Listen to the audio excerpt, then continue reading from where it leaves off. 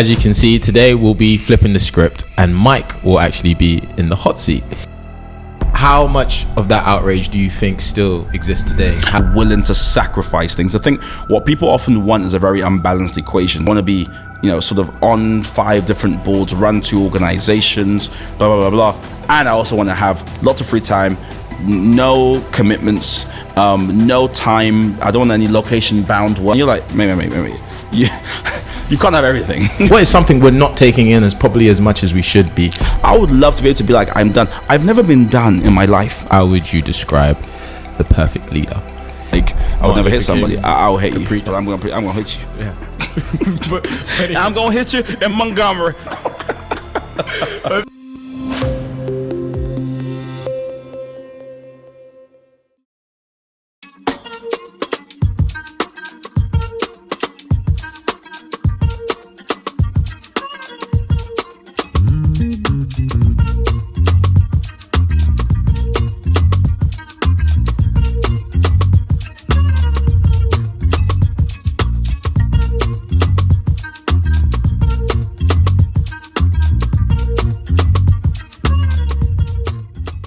Welcome back to the Common Sense podcast. As you can see, today we'll be flipping the script and Mike will actually be in the hot seat. So I'll be asking him questions that you, our listeners, have sent in. We're trying a new segment out for today. I guess we'll see how it goes. We'll just ask a few questions from politics to productivity to personal life. And we'll see how it goes. So how do you feel about that, Mike? You ready? Yeah, man. It's interesting because of course I like a nice, long, meaningful conversation, having lots of questions. Yeah. Not sure where it will go, but gonna try and be as honest as I can. I mean, we'll try have a DMC, but we'll try keep it light. DMC? Deep, meaningful conversation. Is that what that is? Oh, please. I've never heard that ever. Did you just make that up? No, let's get with the times, Mike. It's 2025. DMCs. DMC, okay. Let's jump straight. I like that. A DMC. Okay. Let's jump straight in. I guess the first question, which I think is it makes the most sense to start here, is what inspired Common Sense? What inspired the podcast? What inspired everything about it? I guess what keeps you motivated today as well, because you start with the inspiration, but then that can often wane, and something else takes its place. So what keeps you going every day? Gosh, those are 3 different questions. Which one? This is a DMC, so maybe it's right that we start there. If I'm honest, most people may know the origins, but folks who maybe just clicked on this randomly, Common Sense Network started with us just doing a crowdfunder because a bunch of us were not happy with how the mainstream media are currently set up. So we started a Kickstarter campaign where we raised over £50,000 in 50 days. And to be honest, at the start, it was just a bunch of angry young people. I had an afro, it was a whole thing. Sorry, you had an afro? Correct. I had a very big afro. I had an afro, I had a high top, high fade, very. To the high top? Oh, so much. Yeah. So much happened over time. But initially we're just angry about the mainstream media. We wanted to do something about it. And I think, that's as much organization as we had. Everything else just kind of happened. So it was basically, we would try something, it wouldn't work. Then we try something else, it wouldn't work, so on and so forth.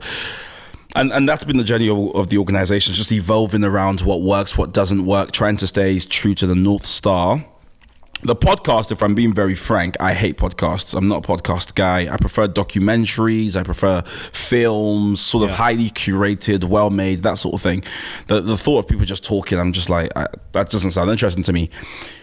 Initially, we're a news network, so it's just like the next thing everyone's doing. So we really started one because everyone started one. That's the truth. But I think over time, I found that actually for what we're trying to do, which is have these really meaningful, deep, sometimes very nuanced conversations, a podcast format is actually perfect for it. So just literally the last episode we put out was with Sharma, who was this lady. You were in the kind of background here when we were recording it, talking about Palestine, Israel. Yeah, it was a real conversation. Got deep. We got a chance to get nuanced. And I was like, you know what? That's probably one of the few times, and obviously throughout our history, that I've seen the power of a podcast format. Yes, you can talk about body count, and you can talk about who pays in the first first date and these sort of cultural zeitgeist sort of questions, or you can have a conversation about how you achieve peace in the Middle East and speak to a practitioner on the ground. Balance. It's all about balance. This is it. Get you someone that can do both. Yeah, and that's you, right? Oh no, I can't do the. I can't do the body count conversation. Don't worry, we might get there. Maybe That's not. funny. Maybe not today, but there's a few questions from the zeitgeist, as you might call it. Okay. That we will discuss as well. I also forgot to say, so we have one rule of engagement for today's special episode, and that is if I start to pull on my ear, it's because They're really big. Yeah. No. I think they're the same size as yours, actually. Let's not I have lie. really small ears. Yeah, you have really small. I think Nigerians have really small ears generally. This is true. If I start to pull on my really small ears, it's because you're giving us a LinkedIn answer. Okay. So I hate LinkedIn, so that would never happen. But I take your point. Yeah. Okay, I'm not cool. being DMC. Yeah, exactly. You're not giving us the real mic, as you might call it. But no, that's all really, really powerful stuff. And I guess going back to the original inspiration, right? It was the outrage for what the media was representing. Mm-hmm. How much of that outrage do you think still exists today? Where do you stand? It's got to the Where do you stand? Or I guess where media has it's gotten so much worse. I mean, it's really funny that you can be working for, I don't know, the best part of 6 years trying to solve something and it gets worse over time. But I don't know. When I reflect on the media in the UK, it's a hot mess, as another cultural term. Our thing was, let's try and create a space for people who have different perspectives to hear from each other. What the mainstream media has done is created a system. So on its best days, the mainstream media is meant to be like the fourth estate, right? It's meant to be this other, sort of behemoth, big block that holds power to account, that shines a light on what's not being maybe like underserved communities. Like the mainstream media has a really powerful role to play in democracy writ large. Unfortunately, because of a bunch of reasons, primarily because of basically profit margins being set up as a sort of profit maximizers, a lot of institutions, news gatherers, etc., are totally focused on how do you make as much money as possible, which means you have to sell advertising revenue, which means you have to drive attention, which means you inadvertently contribute to a toxic attention economy where you're just trying to get eyes. Yeah. It's why you see clickbait. It's why you see Piers Morgan having like 25 people on a screen shouting at each other. And you're just thinking, what's the point of this? I watch these shows and I'm like, I'm so confused after watching it. So, I think the mainstream media in the UK is really failing. And what's even worse is you have a lot of organizations who maybe early 2000s, sort of mid 2000s, were starting as alternative news outlets. Yeah. We're going to do it properly, do it different. Case in point, say, take a Novara Media, right? Yeah. I was one of their subscribers when they had like 10,000 subscribers. Of course, they're probably at 1 million now. So they're not really fringe anymore. You can't call yourself fringe if you have 1 million subscribers on YouTube. You've got a massive subscriber base. They, I think, do a pretty good job of having nuanced conversations, but they are also a very left-wing, one way of seeing the world. Every time they do reporting on what's happening in Westminster, it's always through this very particular lens. So even they fall prey to this kind of very polarized attention economy, gotta grab headlines media economy that's not really serving people. And I think people know that when they see the news, most people they see the news like medicines, like you have to take it once your bones start aching or whatever, but you'd avoid it if possible. And that's when you say news, everyone's like, I'll listen to it, if someone important dies, but I'm not interested in getting involved because it's just messy and toxic. Yeah, getting involved in the day-to-day feels, I know some people who take breaks from the news, just because it can become a bit much. Just it's weird, but I'm on the break. All these different. You're on a break right now? No, I'm saying that. I've heard people say that. Like, I'm on the break from the news, and I'm like, oh, interesting. Yeah, it happens, right? And it's it can. Do you consume a lot of news? I think enough. Like enough. I consume enough news. I see.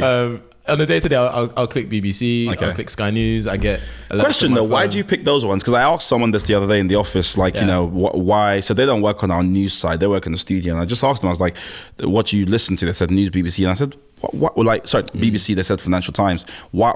Why do you pick those ones? I think habit. I think habit. I think growing up, it was always the first thing that was on. I think 501 is Sky News, something like that. Sky News, maybe France Info, for people who know that one. It's like it's like the French 24. Oh gosh, you went to France for 1 year, and I came back. Now you watch French news. Hey, I watch the French news. It's good. It's good. It's the European view, because we're not really Europe anymore, so you need that. Al Jazeera, that kind of stuff. But it's all you watch Al Jazeera. It's only because of habit. Honestly, it's what my parents had on the TV, and BBC included, right? So, and do you feel like when you watch them, are you like, oh, this is fair, this is balanced, or? I think there's an element of me which notices it's not as right wing as probably some of the other news outlets are, and I don't mind that. I'm probably quite a left central kind of person, so I kind of subscribe to some of their views. But sometimes I might hear what a pundit says, or maybe what a presenter says, and I'm like, I'm sure there's more to the story, so I'm gonna go find out. And if you went to go find out, what would you do? Where would I go? It's a good question. Sadly, sometimes I go on X, and I say sadly, Twitter. So you actually call it X? No, I'm just doing it for our viewers. It's Twitter. It should be Twitter. It will always be. I've never seen someone call it X to my face. I thought, oh wow, this is. Nah, it's still Twitter. It would never not be Twitter. I'm so sorry. It would never not be Twitter, quite frankly. But anyway, but let's get back to the new side of things. So what is something to you that should be, I guess, more heavily reported on, spoken about, at least for like the young people's concern? Like what is something we're not taking in as probably as much as we should be? Young people in the UK in general. I mean, because at the moment things that are dominating debate, unfortunately, is like this 100 men versus one gorilla conversation. Like, guy, very important conversation. It actually turned up on ITV the other day. I was quite confused. I should say, just as there is only one answer to this. I'm sure you know the answer, right? I mean, should we say it on free? Wait. Oh, no. You, I mean, okay. I mean, we can if you go. Go ahead. Should we just? Yeah. So you count to 3, and I'll say the answer. Like, 1, 2, 3. 100 men. Yeah, there we go. All right. Good. Yeah. That's done. Next. That's done. All right. What is something in the news do you think that more young people should pay attention to? Yeah, exactly. Okay. I was actually thinking about this on the drive. I had a long drive this weekend. I was in Norfolk for a weekend away with another organization, and on the drive I was thinking about economic growth. I am a bit odd. No, I'm being so serious. And here this is my reason why. I thought to myself, right? Okay. So, I'm probably on the extreme side of news consumption. I literally, every hour of the day I'm reading or listening to something or engaging with something. I literally watch news programs to rest. I kind of have a problem. And if I looked at my last sort of 10 years of consuming information, my undergraduate dissertation, my master's dissertation, it was all about how political discourse is becoming more right-wing around cultural issues. My consumption has been all about cultural issues. Nigel Farage, who's sort of like the Pied Piper of British politics, has been talking about cultural issues, immigration, stop the boats and working class, like all this kind of class-based, culture-based like it's dominated the last sort of 10 years of my political sort of life education. And what's funny is what's also happened over the last 10 years, sort of since 2008, let's say, after the last quarter of 2007, 2008 financial crisis, whatever, subprime mortgages, whatever, is this country has not grown. Growth has been anemic at best. We are growing at and then when you supercharge the impact of Brexit, we've just become a poor nation. And we're getting poorer and poorer and poorer. And successive generations, people think are going to be poorer than they're going to be poorer than their parents. And it's the scarcity mindset and the fact that the cake is basically getting smaller and smaller, and we're fighting over who gets the kind of last remaining crumbs of the cake. That's why I think the political debate is so charged and toxic. Is because there is a felt sense of lack and loss that exists in the country, such that people feel like, oh, these immigrants are coming and there's no space, there's no money, and it's like, to a sense, they're right in that it's been managed decline really since Brexit. And so I was thinking to myself, what would it look like for us to see a 6%, growth in GDP? I think people would lose their minds. If we saw like a 3% growth, if the OBR sort of said, in the next year we're going to see 2.5, people would go, what? Because there's all 0.1 and shrink by 0.3 and all. And so I actually think, you might feel like it's a LinkedIn answer. It really isn't, because I just think this country is in a season of managed decline, and there aren't any bold ideas from anyone in the political class about how we supercharge growth. I mean, yes, Keir Starmer's talking now about bilateral trade agreements, and India's come forth. We're seeing one with the UK, also with the US. But again, these things are at best going to deliver a couple £1 billion worth of growth, which is similar to what a government spends in like a month. It's just, not a month, but pretty much in a quarter. It's just not that much money. It's not transformational. It's not going to change anything. It's not going to create opportunities for young people. So for me, growth, as much as it might seem technical, is one of the biggest issues this country faces. We are not growing. And rather than talking about that, we're debating who's kind of integration and immigration, all these other things that, quite frankly, aren't going to change anyone's life. They aren't going to make a difference, right? They're not the big thing that's going to, what is it called? They're £5 questions. We need to be asking £10,000 questions. Yeah. Nice. I like that. That's a good one. That's a good take. Could also find its way on LinkedIn. By the way, might have to summarize it. Might have to use ChatGPT to turn it into. Baby. What are the £5 questions that we are answering when we should be thinking about the 10,000 one? Correct. £10,000 ones. Okay, cool. Let's go into something a bit more, personal. Because thinking about economic growth on the drive to a retreat is very. But I mean, do you not think about stuff like that? This is the stuff that dominates my sort of just thought life. I just think about growth, trade. I think about local community, Yeah, I mean, it depends on where I find myself in terms of thinking. So if I'm on a drive, normally I'm calling someone. Okay. I use that time to catch up with people. It's not really where I find myself doing like that big kind of clear blue sky thinking when it comes to how to solve the problems of the UK economy. But yeah, that's fair. We all have our habits. I guess let's go to habits, because you mentioned something around mindset. Mm-hmm. And for you as somebody, you and I have a relationship. We're quite close. We've known each other probably about 4 or 5 years now. I always find it. Who's counting? I'm joking. Sorry. I am. I'll be honest. I am. Okay. Cool. I think it's interesting, the mindset that you have, because it's not one that most people subscribe to. It's not one that most people can, embody and take on. What do you think your mindset is? Like, if you were to describe it, when it comes to habits, when it comes to, I guess, personal development, if you will, are there any habits that you try to embody and live by, subscribe really to? Big. Generally, that you think have had a big impact on who you are? I might need you to be a bit more specific. When you say mindset, I mean, I'm not a robot, of course, so that sometimes I have some good thoughts, I have some bad thoughts. So I wonder what's the question in if you were to get more specific?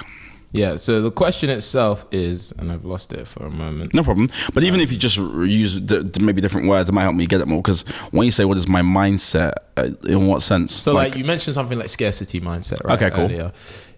If not scarcity mindset, what other mindsets could one use to kind of, develop themselves, think about life, to frame life as well, frame the way in which they see the world? How do you see the world? How does Mike see the that's world? Good. I see what I think.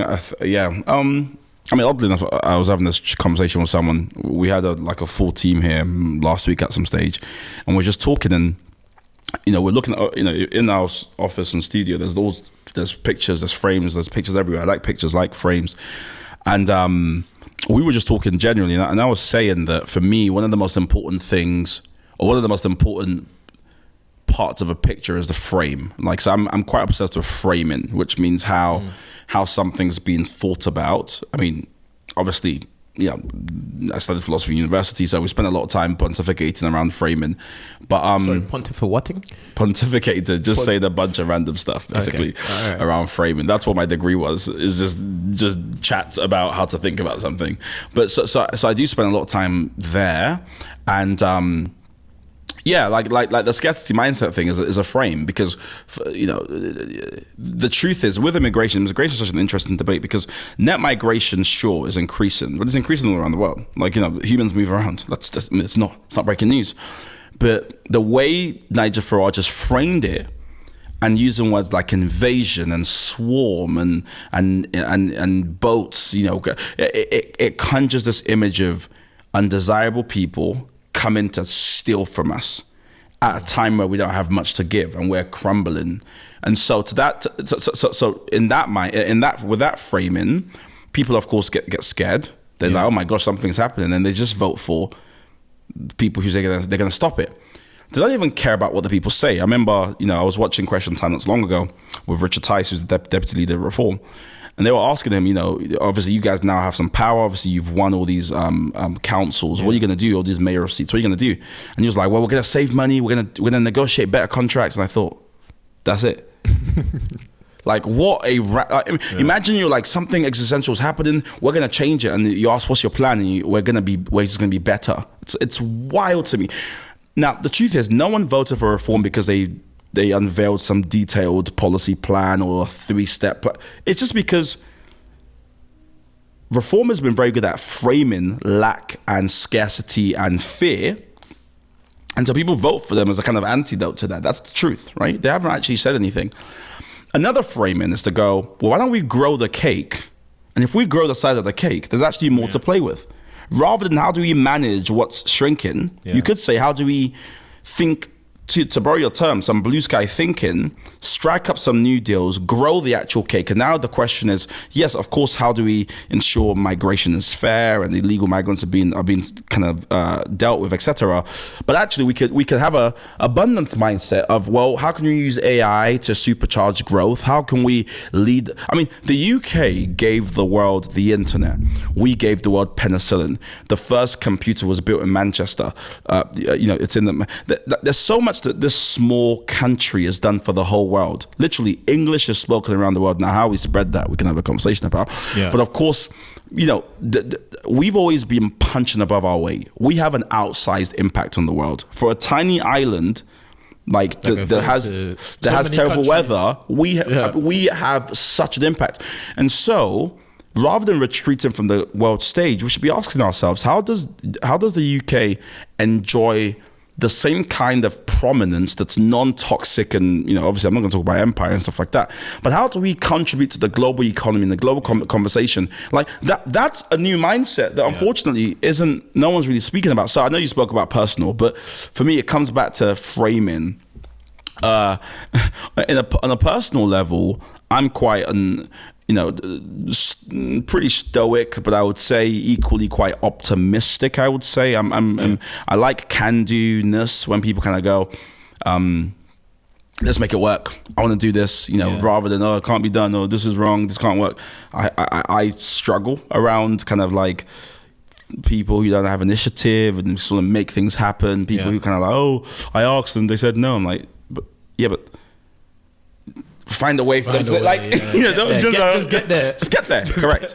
So I don't know if that's helpful, but that's how I think sometimes about. No, it is helpful, especially you mentioned philosophy, right? So your philosophy in one line would be, to be stoic, but to remain optimistic. Well, my life philosophy is actually different. As you may know, it's bending the levers of power towards justice. That's like the thing I wrote on a piece of paper years ago that I still try to live by. Yeah. But in terms of like, and a lot of it is also just personality trait. I'm a matter of fact person, but I'm also very sort of creative in that I'm always thinking, how do we make something out of this, or what can we turn this into? I'm addicted to growth. I love seeing things grow, blossom, become more. Yeah. And if I see something, I'm like, what can we add to, how can we take it up a notch? Yeah. That's just a personal, I don't want to pretend I've like worked. It's just a personality trait. I would probably, I don't know. Do you feel like your personality is being shaped that way through your upbringing in a way? I mean, undoubtedly, yes. Yeah. How? I'm not so sure. I mean, sport probably might play a big part. Sport probably just gives you a stock of. Sorry, which sports did you play? Lots of sports. Yeah, but which sports did you play? So many. Yeah, but did you play? Like, you say, can you play? When a guy asks you, like, can you play? Someone asks you, can you play? Yeah. Like, which ones could you play? A lot of sports. I struggle talking about myself. This is feeling quite uncomfortable. Table tennis, sprinting, running, basketball. I played a lot of sports. Wait, basketball? I do play basketball. We played basketball once. You did? Yeah. How did it go for you? How did it go for you? It's a question. I got back. Yeah, I mean, I think all sports really give you is just a certain stock of discipline, I suppose, and just kind of like, I mean, it's funny. I think sports people are creative by nature because you have to find, especially when you're locked in. There's playing sports with your friends, which you're probably just like messing around. Yeah. When you're actually locked in, you're in a competition. You want to win. There's stakes. You have to find a way to make it work. You have to find a way through. I mean, sometimes you watch somebody play maybe the first game of a best out of 5 set in table tennis, and you just realize they're better than you, right? You look at their forehand, their backhand, and it's very clear that this person is going to cook me. And then the next 4 games after they win the first one becomes, how can I find a way through? Yeah. Which for me is the most exciting thing about life almost is, okay, so they're better than me. However, is it my mindset? Do I need to distract them? Do I need to attack a certain weakness? Okay, I need to hit their playing elbow. Yeah. I need to make them move a bit. Like, you just have to find a way. And literally, it's happened to me multiple times because I don't think I'm naturally like, some people are extremely tall and extremely athletic and whatever. I don't think I have any outsized sort of advantage. Yeah, for me, it's always been finding a way through somehow and use it. I mean, I'm not totally not gifted. You might have a few gifts, but it's how do I add all these things together to just make it happen? And so like, I love that. I probably got that from just playing sport. And also just starting common sense. I mean, 50K sounds a lot to people.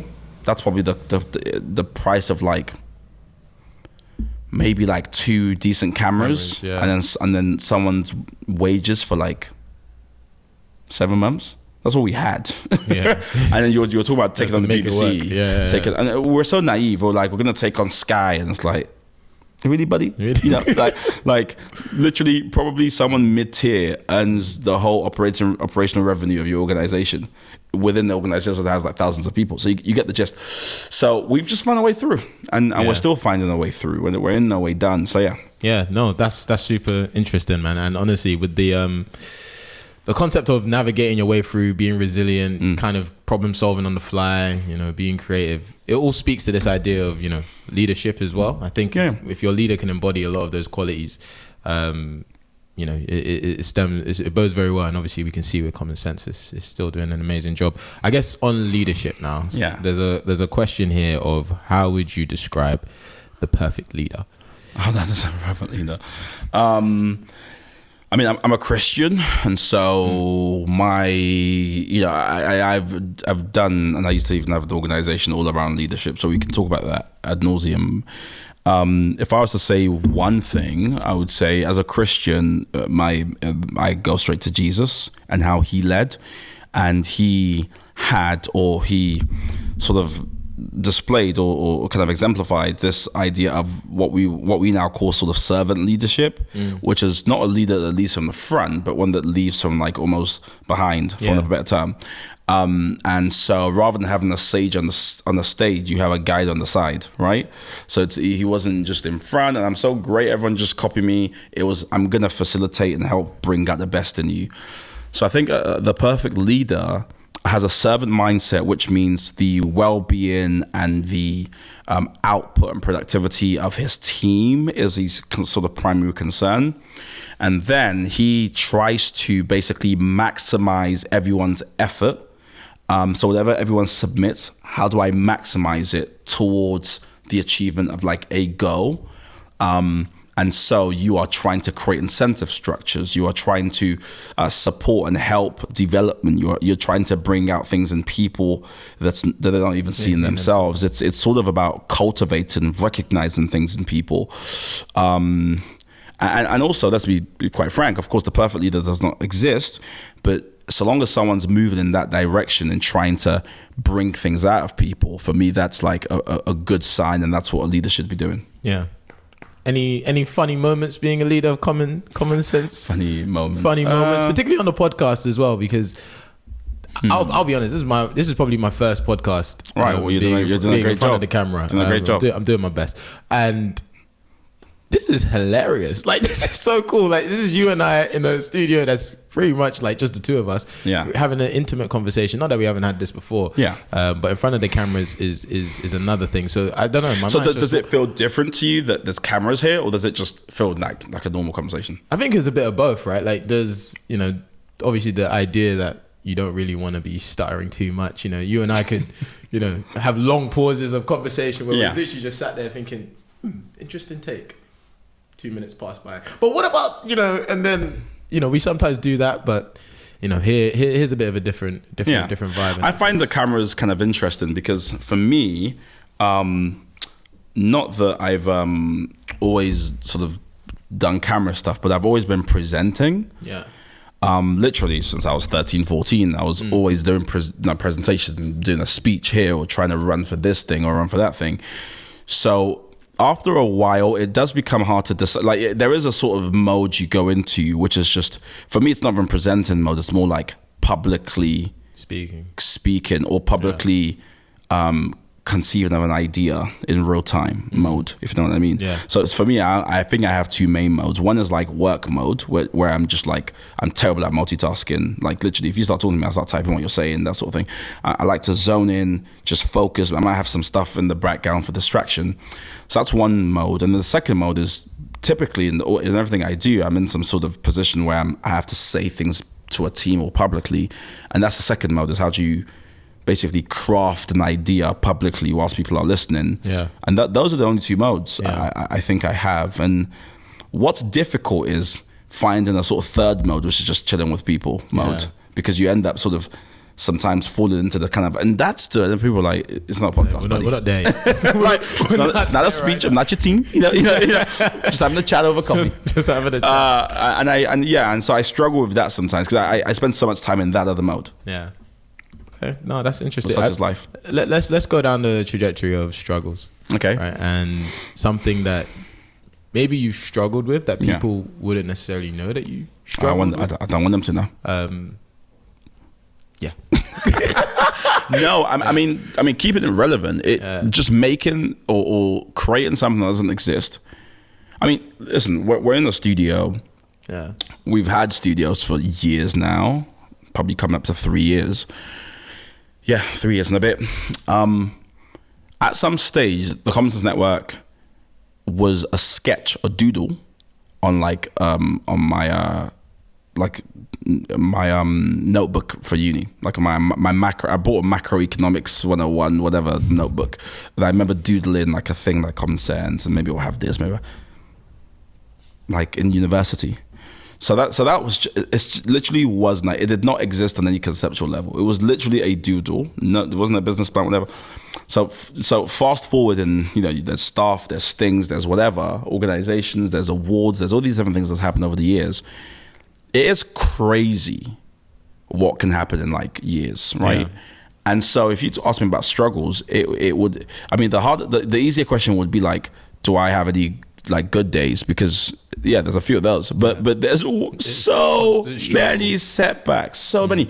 Yeah, from like trying to communicate it to a team, then them buying into it, but they're not just buying into a fixed thing. It's evolving. So you might then go, oh, I know that thing you bought into was what I said, but from what we've seen, actually that doesn't work anymore. And then they're like, oh, so now they have to reevaluate their commitment. And you've got that happening over and over again. And you've got mixed personalities. Of course, our thing is all about bringing people with multiple perspectives together. So we have a lot of passionate people. We're sort of changing now that we're kind of focusing more on sort of content creation. But there was a time where most of our organization was like newsrooms where we'd be debating on. It's a lot. Left-wing people, right-wing people going back and forth. I'm pretty middle of the road as a kind of person. I'm quite sensitive to extremes. I like being in the middle. I like being balanced. Sometimes people might call that technocratic. I need to get better at making bold decisions. Yeah. Oftentimes I'm sort of like, what does the data lead? Let's follow the data. Let's follow logic. And, the right decision will reveal itself. And it's like, that's not how leadership works. Another thing leaders do is they make decisions. Yeah. And they make judgment calls and they own it. And I actually didn't do that for a long time with Common Sense, and so the things we created, make decisions. like bold decisions. I would always try and like facilitate a discussion where like one thing rises to the top. Yeah, and that's a kind of temperamental thing, you know. The folks who are, because you got sanguine folks, you got folks who are type 1, whatever. Or, you know, I'm a sort of technocratic, let's reason it out person, where what you often need, and that's not bad by the way, but that too much means you're just on the fence a lot, just playing both sides, just always dilly-dallying. Can we have a report on that? Can we have research? And it's like, it's a lot of research, but just make a decision. It's either we're doing A or B. Yeah, right? Instead of waiting for the answer to rise to the top, just pick the one that looks legit. The most, pick. You have to pick. Make a judgment. Yeah. It may be wrong. Decisions divide. Yeah. But division's good. This might be a bit odd for people to kind of, but organizationally, division's good. Division's good because what's worse than like a divided team is actually cosmetic unity, where things look like they're together, but of course people aren't together. So what they produce is like a limp, you know, very bad product. Oftentimes it means no decisions being made, so you're just kind of like hanging around.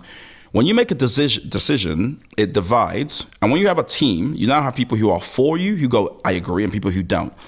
Now you know where people are. And so you can start doing work to bring people who maybe disagree over to the agree side, or people, not vice versa. So it gives you a sense of clarity and knowing where people actually are. Yeah. And then it then gives you sort of a set of next steps. If you never make any decisions, all you have is a team that appears to be, you know, good and dandy, but of course you don't know what they think, you don't know where they're at. And I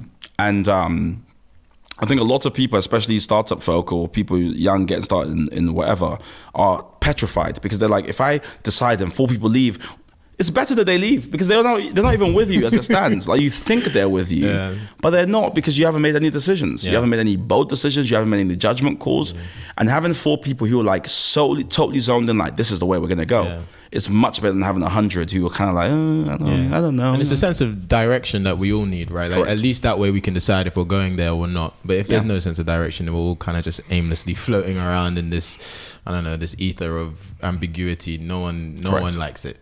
Human beings hate uncertainty. I hate it. This is it. Most people do. And if imagine you had a company where the founder or the CEO was always like, you know, we don't know where we're going. You know, we're still waiting to see what happens. You'd be like, please, like, tell me. And honestly, it's a personal thing that I think most founders or folks in any leadership position have to do is make.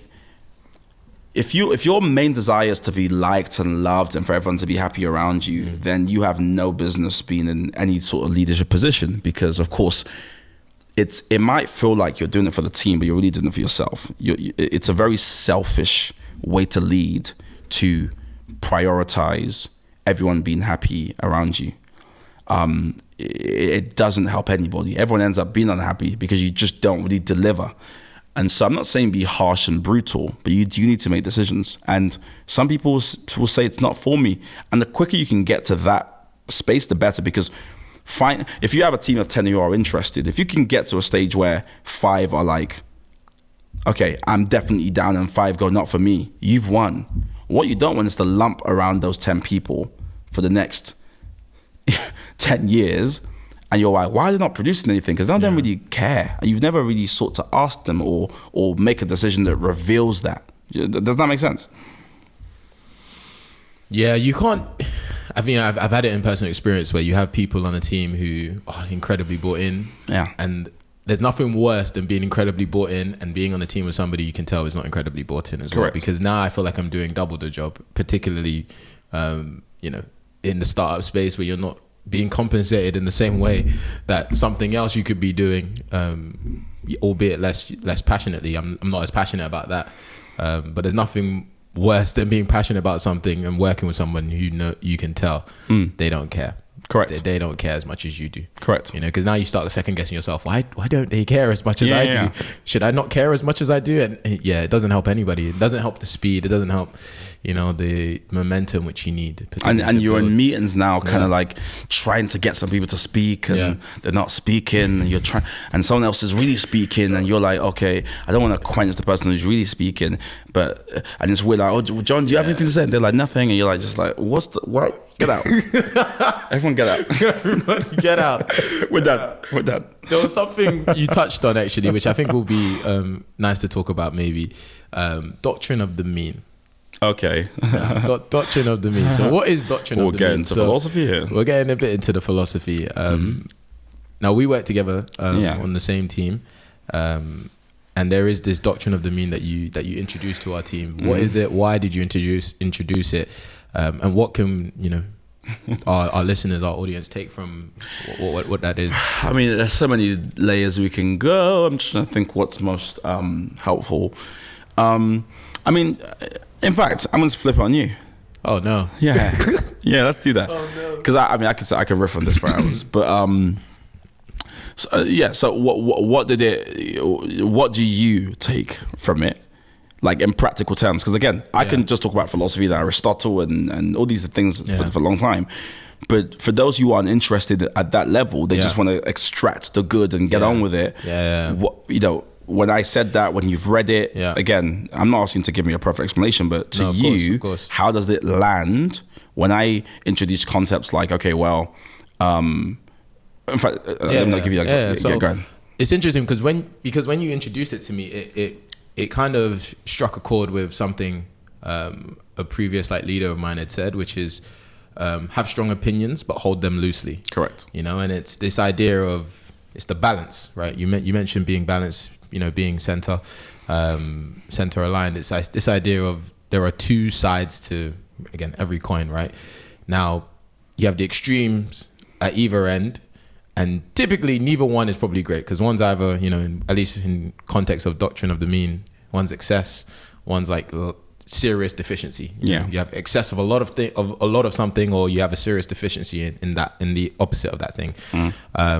Being in the middle is typically where you'll find the most value, the most success, excellence. To that idea of strong opinions held loosely. Have a position. Know where you stand.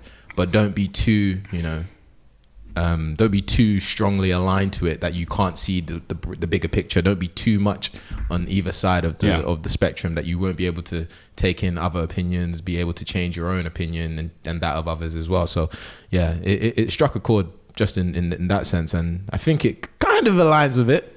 Kind of. Mate, I don't think I could explain it better than you just did. That's perfect. In that's exactly what it is. And people really struggle with it because it takes quite a lot of mental energy and personal development to be someone who has strong opinions loosely held. It's tough.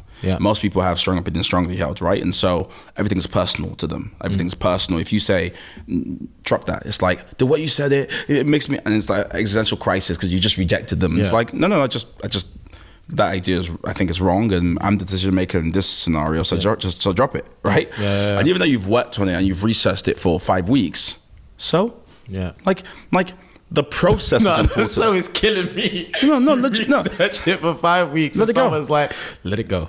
Nope, we're not going in that direction. I know you spent hours on that deck. I know you spent hours putting that brief together. But here's the reality, though. If I'm being very frank, I send a bunch of boards and we have conversations with executives all the time, right?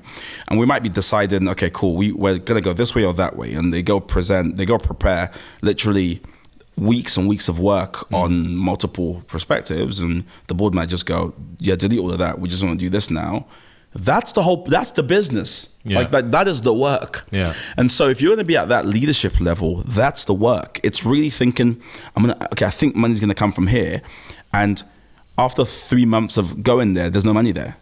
You can't then cry for the next 6 months. You have to go, cool, let's try that one out. And so there's a certain level of emotional maturity and dexterity you need to operate at that level. And the reality is many people don't. And so everything's personal to them. If you have a really strong back and forth on which way to go, and their way's not chosen, they start backbiting. There's a sort of sneering culture, and all of that is a lack of maturity, basically. And so this idea of being in the principled middle, this idea of understanding and seeing extremes and doing hard to understand perspective, but also always trying to identify like who's the decision maker here, and knowing that your job in this kind of space is to do the research or to come up with the ideas or to really put your heart and soul into it, but know that that is the work, not that you then get your way at the end. Hence why folks shouldn't be too attached to the outcome. So it is hard as a sort of philosophy. It's much easier to just like have a perspective and hold it tightly.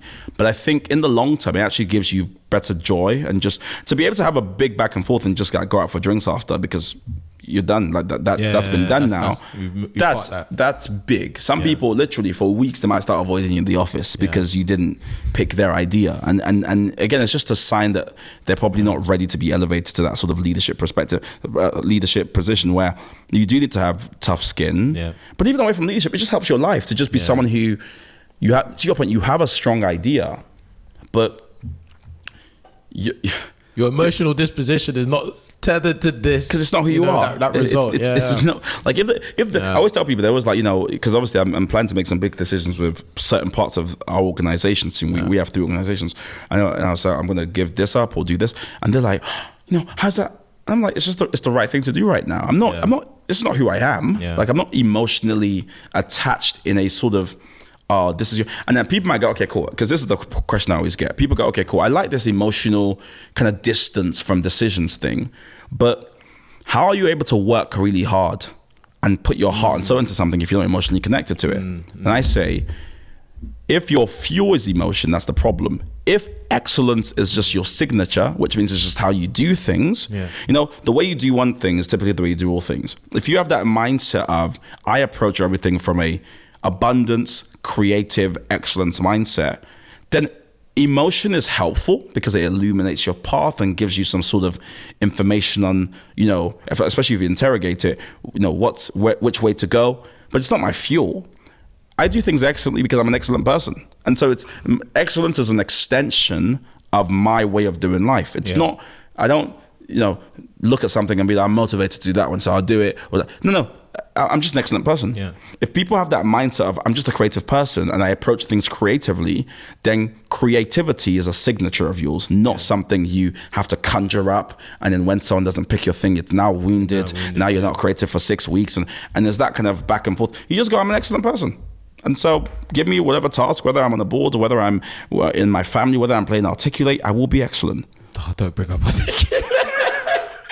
I was trying so hard. I see people. We play games. You don't play Articulate excellently. I have to say this on the podcast. This is hilarious. This is not happening. I will spare your reputation and not speak too much. But my point is this. You have people who play the game, and I think in their mind, of course, it's a game. So for me, the game part means it doesn't matter. Namely, there's no money.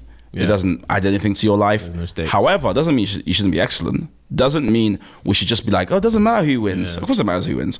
Of course it matters if we're getting 8 right or 3 right. Of course it matters that, this team that was smiling have now been crushed.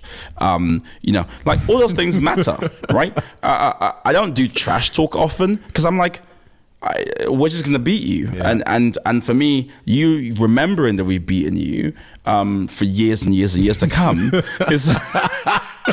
Are we still talking about the same thing? Correct. Articulate. It's far more important to me than, and so even a game, I think you can approach with a certain excellence mindset.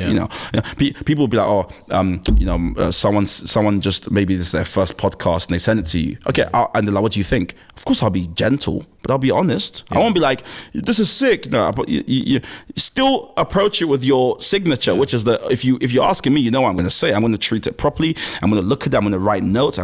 Do you want that level, or do you just want someone to say, good job, keep going? If that's the case, don't send it to me. Because you know the way my brain works. I'm going to try and be like, what about the lighting, bro? The color grading's a bit off. Like so that's what I'm saying really is the way you approach one thing should be the way you approach all things. Yeah. That's helpful. And I think, we can leave the competition side out of this, but it is something that I heavily subscribe to. I like the idea of taking all elements of life quite seriously. And you say to me sometimes you're quite a serious person. Correct. And I used to actually kind of be a bit like, wounded about it. And I was just like, no, because you take life seriously. And I'm glad people know this about me because I do fairly, I do think it's important anyways. You mentioned a few boards that you work with, the experience of having done that. I think you balance quite a few things besides just the boards as well. Yeah. And it'll be good to get a bit of insight into how do you do it? If there's one thing that you think about as part of your, I guess your daily exercises even, that helps you be able to manage so many different projects going on at the same time. Yeah. What is it? Like, how do you do it? How do you manage to do all of those things effectively if that? The time thing is important. Honestly, the how I don't think matters so much. I wrote about this in my newsletters. I think it's a free newsletter, the how I manage different things, time management. If people go to my Substack, it's all there. Rather than how, I think what's really important is just to realize that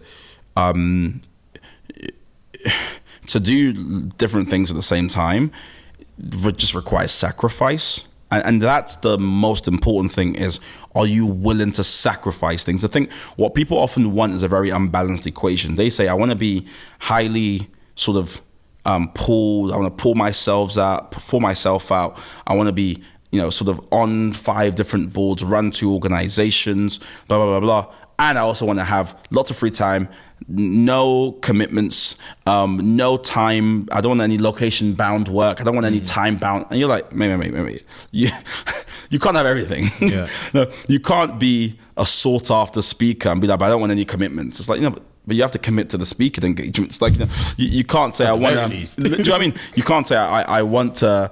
I want to have location free. Now, that's the thing people want. I don't want to have to be based here in one place. I want to go somewhere, but you want to have deep impact and change people's lives. Like, you have to be invested in their lives. So as long as people aren't unrealistic with what they're after, the how will figure itself out, right? Yeah. So I have a certain process that might work for some people, but my process won't work for you, principally if you're not actually committed to the sacrifices I make. That's the real truth. It's are you willing to wake up early? Are you willing to go to bed late? Are you willing to miss a lot of gatherings and whatever? Because you just have to put more time in. It happens all the time. Obviously, I take 2 months off a year and sort of travel and whatever. And, I do no work whilst I'm traveling. I might do a bit of like thinking work, but really no real kind of hard work. And I remember a few weeks ago, I was in the office literally till sort of it was like 11:30. Someone called me and I was like, yeah, what's up? Kind of working. And they're like, oh, you still at the office? And I'm like, yeah, just have a bit to get done. And they're like, bro, this is not good, man. You need to go home. Like, you need to rest more. And I thought, my brother, the reason I can take 2 months off and be sipping a pina colada in some random country is because I'm here at this time. That it's yin and yang. You can't just always be on holidays. Like, when do you work? If you're gonna take 2 months off to do no work, you have to do the overtime. Like it's this idea that people want maximum rewards, no input. And that's the unrealistic part. That I'm like, as long as you're willing to give up, as long as you understand that the kind of currency of the kind of life you're looking after is sacrifice, and you're willing to pay the sacrifice, you'll get the life you want. But without the sacrifice, it's just wishful thinking. That's the real problem. How? Read the newsletter. Google Pomodoro time techniques. Google how to Google will help you. But whatever you find, sacrifice is the price. Yeah.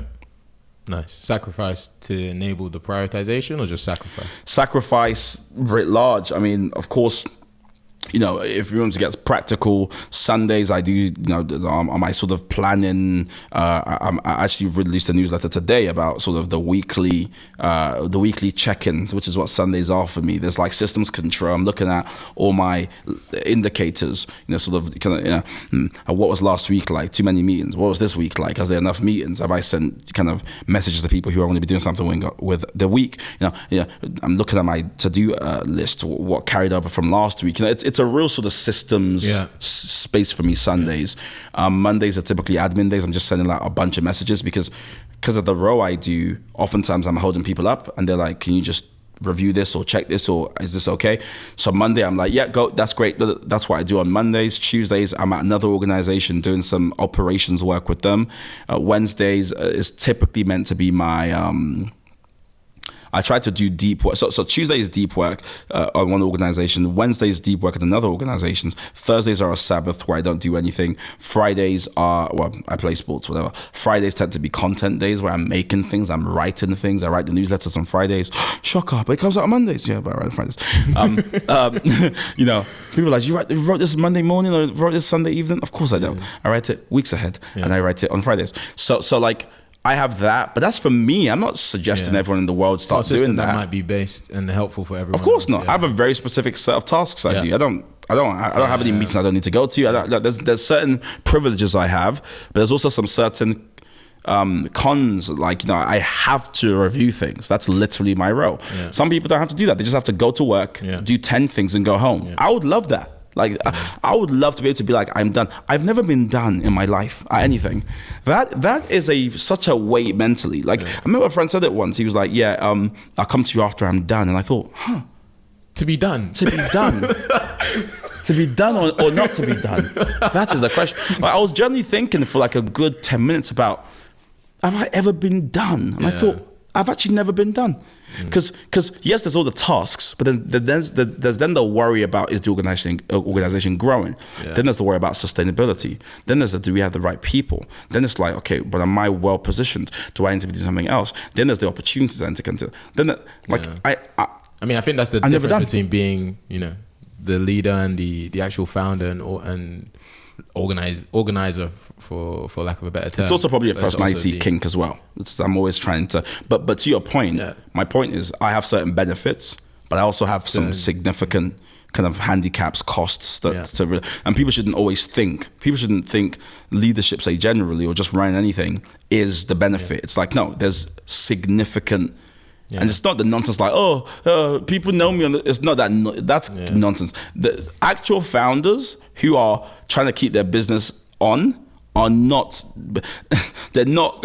It's not being visual that's the issue. They don't even have time for that nonsense. It's the actual being in the engine room and being covered in oil because you're just trying to keep it spinning. That's the difficulty that people aren't willing to. And so all the public stuff is like the tiny 1% where so people might be like, clap for you at some award show. Okay, but the real business is being in the engine room and sort of just it's hot and stuffy. There's no one in there. Everyone else is clocked out, and you're like, I have to keep going. Yeah. That's the reality. Yeah. That's the reality. We spoke a little bit about systems, and we're not going to go over it, but I did think it was nice to touch on and how it helps you at least. And there's a saying you use sometimes, and I think we've all heard it, right? You don't rise to your level of emotion or expectations, that you fall to the level of your systems, and you've mentioned that there. So I think that's helpful for everyone.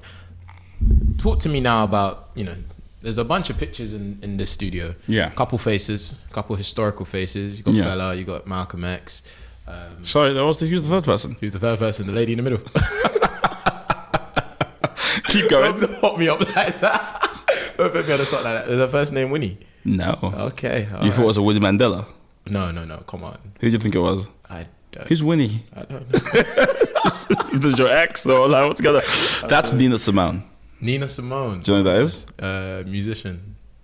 Yes. Yeah, I got that. Jazz, more than that. Jazz musician. Nina Simone was everything and Please more. tell me jazz musician. She did a bit of jazz, yeah. I think people probably would call Nina. She wasn't a jazz singer. Nina was more. What would you call Nina? What genre would you put Nina in? Nina did play jazz, of course, but I don't know if I would consider Nina a jazz artist. I think I would see Nina more as like a soul, Motown a tiny bit, even though she kind of predates that. Nice. I think it's before my time. I think I might get away. This is a funny question. What is Nina? Is Nina someone a jazz artist? I don't think so. No, I mean no. She obviously she sang from the Gershwin like song like Great American sort of songbook. So she played a lot of covers, quote unquote, but everyone did at the time. Yeah. Back in those days, you'd have a song and everyone would agree that the song is good and do their own versions of the song. Yeah. So it was about approach to the music. You had some original, obviously, music as well, but you had like people who would make the music and then you had the singers. right? And then the singers will take the music and then play with it. And that's how kind of jazz typically worked. Yeah. Of course, you then saw the advent of like artists with their own sort of bespoke written jazz songs, but even still folks would cover it because that was just how you did it. Obviously, we're at a stage now where covers are still a thing, but mainly artists release their own music. That's the idea. Yeah. But the reason why I imagine you're gonna ask why they're there, right? The reason they're there, and like I guess who's missing? You know, who's missing? I guess like who would you have also up there? Well, why did you think they're there? If you had to, I mean, do you know much about them?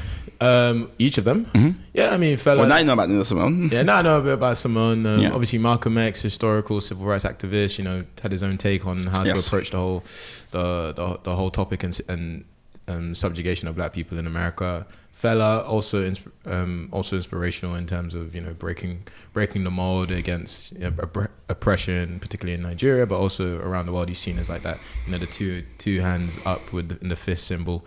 Or symbolism that he stood for. It's also part of that, against the oppression type of sentiment. So I know a bit about them, but you have it right above your screen, your monitor where you work. And I guess in my mind, there's some symbolism there in terms of what you're doing here at Common Sense to break the mold, particularly against like institutional news media outlets. Like what we're doing is going against the grain. So it's helpful to have these people as, also people who went against the grain and kind of did the whole, or took the whole stance of whatever it takes. A few of them, I mean, I can't remember how Fella died, but Malcolm definitely died in pursuit of that cause. So it's helpful to have, are you willing to do what it takes so much so that you might lay down your life to pursue this?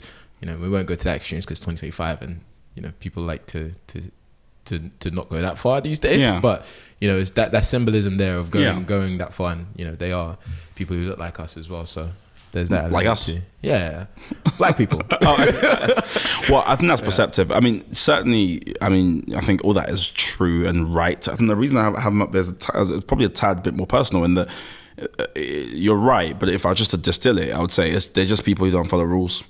None of them were rule takers. They sort of saw the world and it didn't look like the way they thought it should look. So they worked to change it.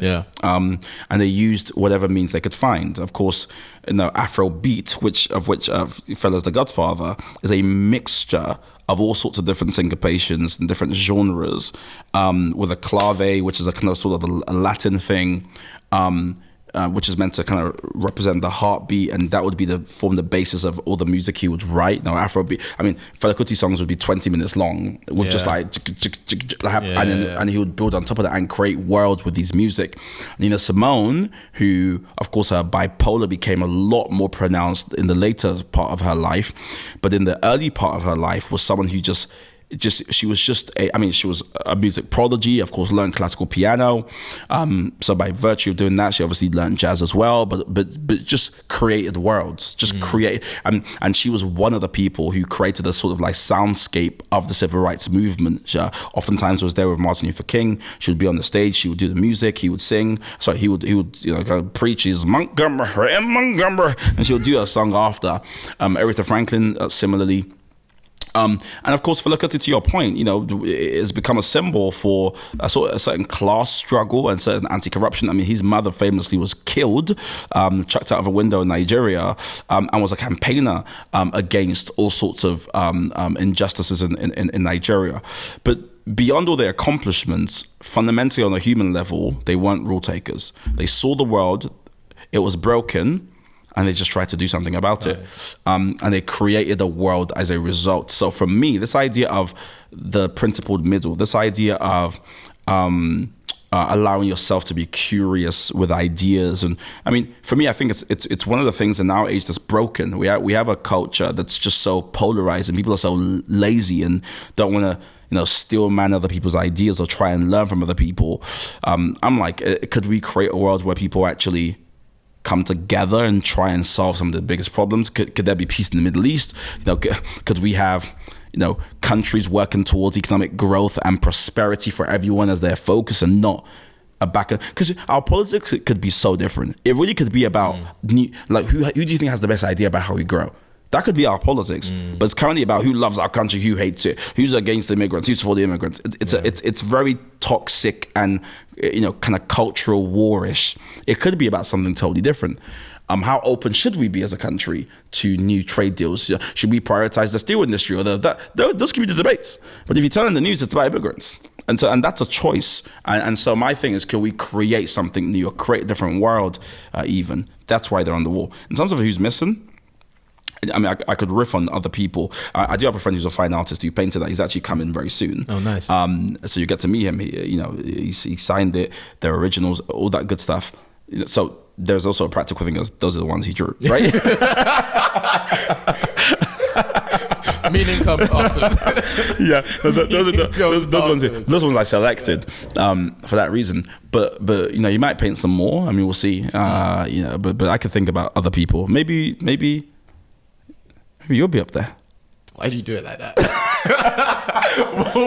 Because I was thinking, could you want to be up there? Maybe you're like, no, I like rules. Like, what are you talking about? I'm all right. There actually is a friend of mine, Annie's Canvas. She has a picture that she drew of me. Actually, ironically, just before I went to France. It was like a going away picture. Me and 3 others, to be fair. Do you think it looks like you? The picture definitely looks like me, but I had braids at the time, and it wasn't a great sight. But the picture is great, and it's me and 3 other guys. So it was what does it say? Oh, it's just literally a picture of you. Does it signify anything? It's pencil drawn. Okay. Similar framing, probably a bit bigger actually. Okay. Yeah, I guess the significance is pretty much I was leaving to go to France for a year, and she gave it to me as a going away present. So yeah, I already have a picture of myself. Oh, sorry then. In that case, you don't need to be on my wall. I don't need to be at all. But no, that's really interesting. And follow-up question actually from the audience. I think I riffed on that one. But so if you could sit down with any historical figure in history, like who would you choose? Why? Just one. And they could be alive. They could be no longer with us. Whichever one. I actually find just the one. Yeah. Oh, I was about to say it. Just the one. I was gonna say I actually find Chamath Palpatine. Okay. He's one of the hosts of the All In podcast. Okay. He's the current person I find really interesting. Okay. Especially with the work he's doing with social capital, I believe it's what's called, and I think he has other ventures as well. Which is they're trying to solve really difficult problems in the world, deploying finance and solutions and sort of, just kind of a knowledge base to do so. But what he's done, like I said, I like thinkers. I like people who think and then who create as a result of that thinking process. And I could riff on this for a while because I've taken a deep look into him. But he is a modern, I think, example of a very formidable thinker who has created a systemized way to solve difficult problems.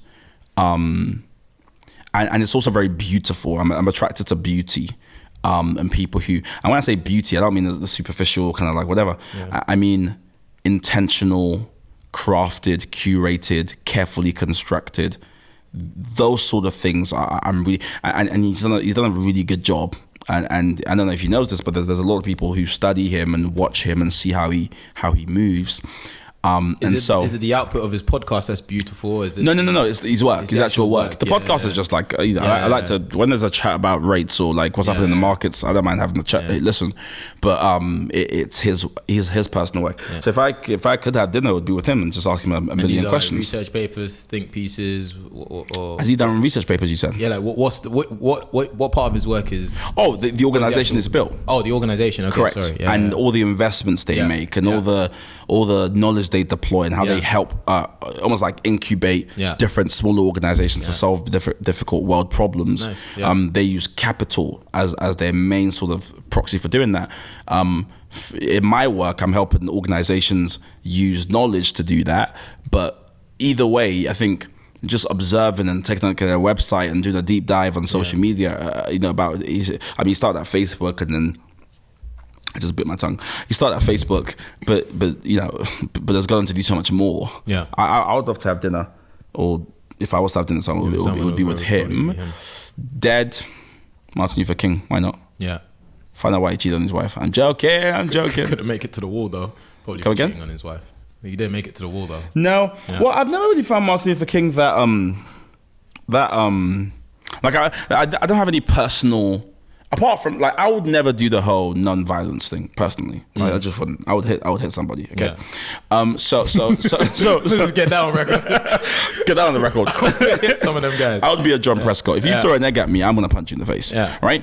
So I'm working on that. God's working on that in my life. But so I've never really found any kinship or any sort of like, he reminds me of myself. I think I'm more likely to be a Malcolm X figure. Yeah. Even though I probably present as quite like I would never hit somebody, I'll hit you. Preach. Correct. A couple hours to this is it. Yeah. But I'm gonna hit you. Yeah. But I'm gonna hit you in Montgomery. Sorry. You gotta stop talking out the side of the. Sorry. Cool. No, that's helpful, man. That's good. That's good. This is good stuff. So I think that's the last question. That's enough. We're gonna end it on that. You said that's enough. But yeah, no, thank you everyone for watching and for listening and tuning in. Mike, thank you. It's been great having you. I'm sure we'll have you on again. It's my podcast. Give them one guest hosting job and they've taken over. I can get used to this. So we'd love to have you again. Yeah. Thanks. See you next week. Hope you all enjoyed listening to this. And yeah, we'll hopefully be out shortly. What is this? The admin bit. Yeah, so I guess thank you for tuning in. Oh, God. Oh, good. You're hilarious. We'd love to have you again. What does that even mean?